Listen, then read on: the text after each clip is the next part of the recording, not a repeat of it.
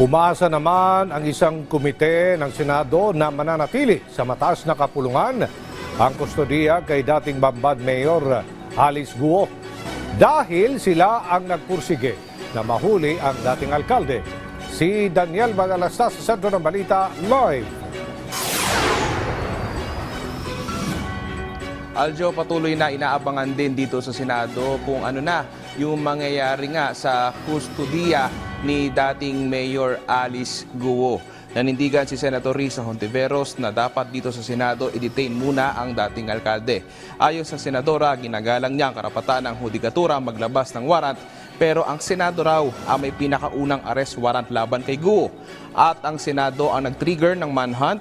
Senate warrant din daw ang bit-bit ng mga otoridad sa Jakarta. Bakit siya dinala sa Tarlac? Hiniling ko na kay General Angkan ng OSAA na sumunod doon para ma-monitor ang mga pangyayari doon. Ngayon, kung si Guo Huaping ay di magpiyansa, ibig sabihin mas gusto pa niya makulong sa PNP kaysa sa Senate. We need to ask why. Why does she want to be in a jail more than in the Senate detention facility? Aljo, nanindigan si Hontiveros na pagkatapos iproseso si Guo ng PNP o NBI, kailangan ma-turn over na siya sa Senate Sergeant at Arms. Ito raw ang malinaw na usapan. Sa ngayon, ayon kaya Senate Sergeant at Arms Chief Roberto Ancan, dalawang senaryo ngayon, Aljo, ang tinitignan ng Senado.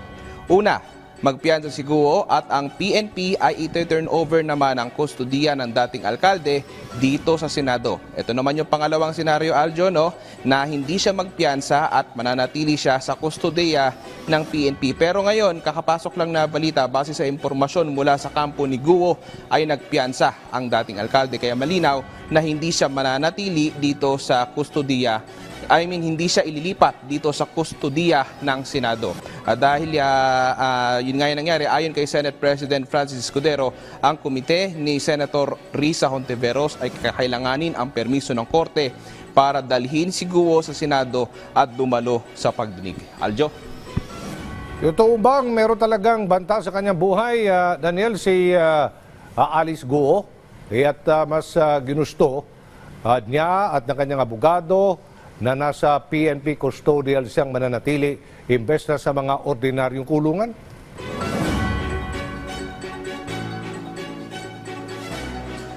Aljo, yan nga yung kiniklaim ng kampo ni dating Mayor Alice Guo. Pero iba rin kasi yung kiniklaim ng mga otoridad. Pero tiniyak dito sa Senado ni retired General Roberto Ancan na latag naman yung kanilang seguridad at sisiguraduhin nila na kung sakaling i-detain dito si Alice Guo ay sisiguraduhin nila yung safety nitong dating alkalde. At nangako pa si General Ancan na siya mismo, kung maaari, ay handa siyang bantayan mismo ito nga si Alice Guo. Alright, maraming salamat Daniel Madalastas.